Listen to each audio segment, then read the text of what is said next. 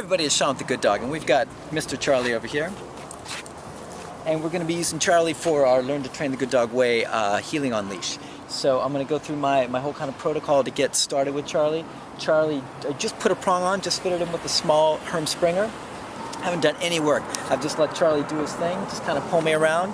And he's not the worst puller in the world, but he's definitely tuned out. He's definitely kind of in his own world, which has a lot to do with why Charlie's got some behavior problems. Charlie just arrived yesterday for growling and biting. He's bitten a few people. He's bitten one of the kids in the house pretty bad. So that's a byproduct of being tuned out, being stressed, being anxious, you know, the usual stuff you always hear me talking about from not having enough leadership and guidance. So we're going to start the process of getting him tuned in, creating some leadership and guidance, and starting to remove some of those layers that are causing him to behave the way that he does. So I'm going to just demo some of the stuff. What I'm going to do first is just introduce him to the prong so he gets used to the prong pressure. It'll de-escalate him a little bit. Not that he's like off his rocker right now, but it'll get him a little bit less intense, and teach him how to turn the pressure on and off, or turn the pressure off, I should say, with the prong.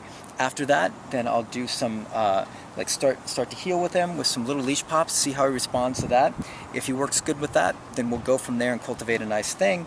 If the leash pops aren't giving me what I want, he's tuned out and he's ignoring them, then I'll use 180s to bring the intensity down, the mental intensity down, where I can talk to him at a softer level with little prong pops. So he'll really tell me what I need to do. I don't really anticipate a huge struggle with him, but nonetheless, I'll just show you the introductory process, and you guys can get a feel for it. Ready, Charlie Brown? Let's go. So, let him wander out. A little tension on the leash. I'm just going to go the opposite direction. Basically, just letting him get used to the pressure. There you go. Give into the pressure a little bit. And you can see he's not incredibly determined. He's not pulling hard on it. He's also not having any significant reactions to the prong pressure. So that's a good indicator for me. If I've got a dog who gets, you know, this much pressure and starts to really unwind and uncork, then I'm going to have to move really slow through this process of getting it acquainted with the prong so it feels comfortable, so I can start to communicate with it without having explosions or discomfort or added stress. But you can see, not too much problem with it. Charlie feels pretty comfortable with the prong pressure, even though he's never been on one. So let him get out. Still tuned out. There we go. And this isn't anything super fancy.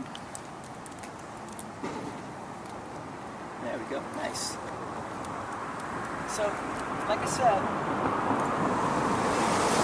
getting him used to the prong pressure, getting him acclimated to it, de-escalating him a little bit, and teaching him how to turn the pressure off just by giving into it. It's pretty great. So I can tell he's not going to be one of those guys that's really sensitive to the prong pressure. So that means that I feel comfortable even after this little bit of time of working with him straight into little leash pops. We're going to check that out. They'll be really light, but I'm just going to show him that I want him in a certain spot.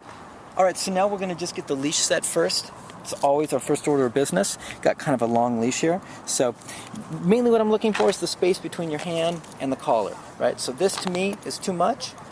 This to me is too tight. I'm not going to be able to have a nice conversation with the dog. There's going to be tension. I want the tension to be there only when I want to communicate to the dog that they're doing something I don't like. So reach down, grab it like this, fold the leash in half or in threes.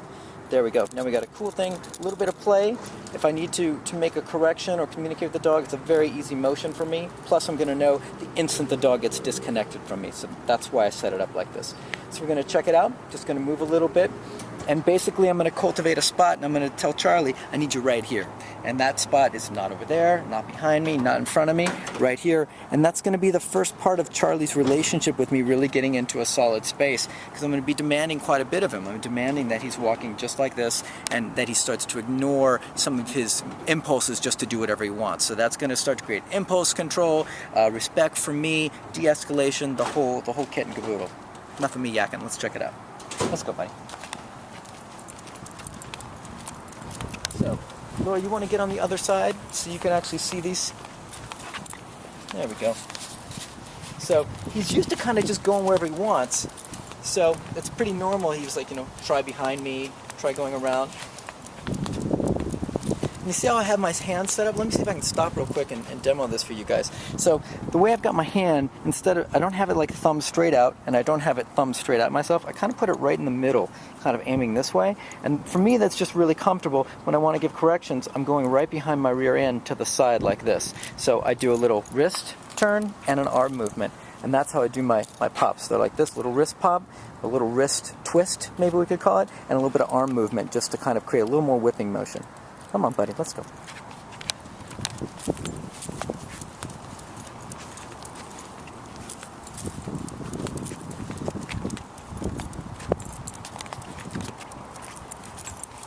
So I'm letting Charlie tell me how much pressure does he need to actually respond to what I'm asking. So if Charlie was really intense, he'd need a stronger pop. Or if he was really, really intense, I would just go to 180s because it would be an easier thing for him to get tuned in and relaxed and work at lower levels. But he's doing pretty well with pretty mild stuff here. And they're just little reminders telling him where I want him at. So, and it may look like sometimes I'm correcting him for nothing, but there's actual little fluctuations I can feel. Let's turn so we don't get too noisy of a spot here. You can hop over here. So like I said, it may seem like sometimes I'm popping him for nothing, but there's little things going on that I'm actually tuning into, whether it's putting his nose towards the ground, a little movement that way, a little movement on the leash forward. I really want this leash to look relaxed, because when this gets like this, I know that the dog's in a different mode. As soon as I get like a consistent, easy thing with this tiny bit of slack, then I know that me and Charlie are pretty in tune, and he's actually giving me a really nice state of mind, which is a really good step towards making big progress with his behavior overall.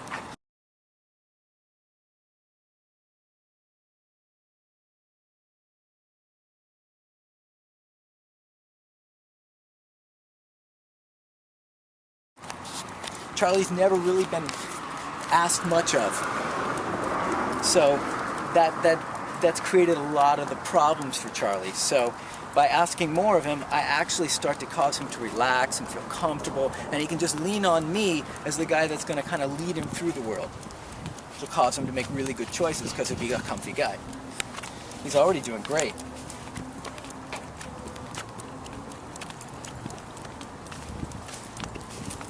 So, interest, how you doing? See the ears up, so I'm going to correct for that. Basically, I don't want him hyper-focusing on anything. I don't need him super intent or interested in anything. I just want him relaxed with me. The walk isn't for him to be... That's Charlie being tense, uncomfortable, overexcited. Let's turn around again. Just want to keep us away from a lot of car noise. Yeah, so my job, really, the way I look at like walks, is I'm really trying to cultivate just a relaxed state of mind. So I'm really focused on, anytime I see Charlie not relaxed and comfortable, I'm going to help him out by tuning him in with a little reminder through the leash, just relax. I think of it less as a correction, and I think of it more as a conversation to say a reminder, just relax. And as you can see, none of these corrections are very firm, they're not really hard, they're just enough for Charlie to feel comfortable and get to where I want him. So I don't want to blow his mind with too much pressure, but I also don't want to underwhelm him with too little so he doesn't take it serious. If I underwhelm him and he doesn't take it serious, then I'm going to leave Charlie stuck in this mental chasm of which he can't extricate himself. And that's not what I want from Charlie, or for Charlie. So I really want to help him out, so it's my job to give just the right amount of pressure and just the right conversation for him to comfortably move out of that uncomfortable place he was in. But already we got a really nice thing going on. See this leash, Lord Morgan, right? So that's really what I like, guys. Just a tiny bit of slack. I know the moment, the way I do it with the leash like this, I know the moment that Charlie gets distracted, uncomfortable, agitated, freaked out, and then I can just check him back in. Once again, I'm just managing his state of mind. So if he gets excited and he starts to move forward, I know he's not comfortable and connected and tuned in, so I remind him, relax, and then he turns, slows down, and gets in a good space. Come on, buddy.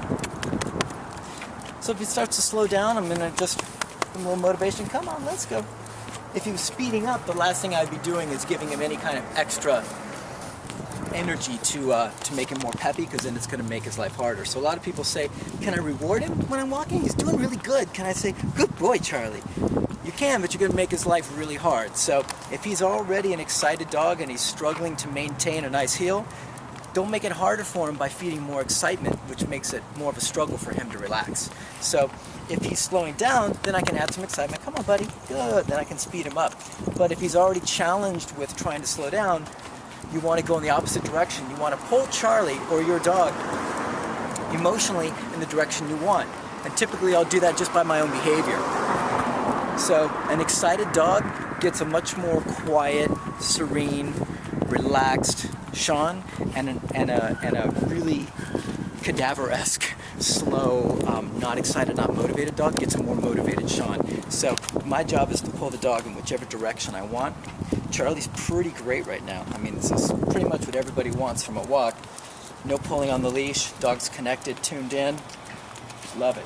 And once again, this is the real beginnings of transformation for Charlie. It's not just, oh, Charlie heels really nice on the leash, that's great. No, it's about so much more. It's about Charlie's state of mind for the first time becoming relaxed, comfortable, tuned in, and actually leaning and depending on a human for information. This is profound stuff for Charlie.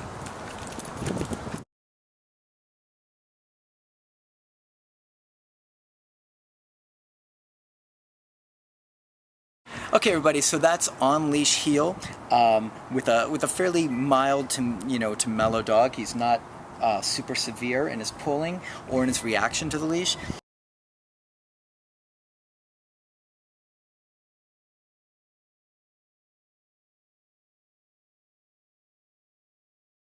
But he's going to be a dog that a lot of people are still struggling with. He still pulls around and does his stuff. But more importantly is that leash walk, that heel, that relaxing into what I'm asking is the very beginnings of Charlie getting to a point where he doesn't want to bite anymore. So I really want you guys to grab onto that this is about much more than a walk. This is about changing the state of mind by asking Charlie to do things in a way he's never done them before and causing him to relax and become comfortable. So that's on-leash heel. At some point we'll get a really gnarly dog and we'll be able to show you like how to work through really problem pulling stuff. I'm always looking for them, but they don't always show up. So anyways, that's Charlie. I'm Sean the Good Dog. No more apologies. We'll see you guys soon. Bye.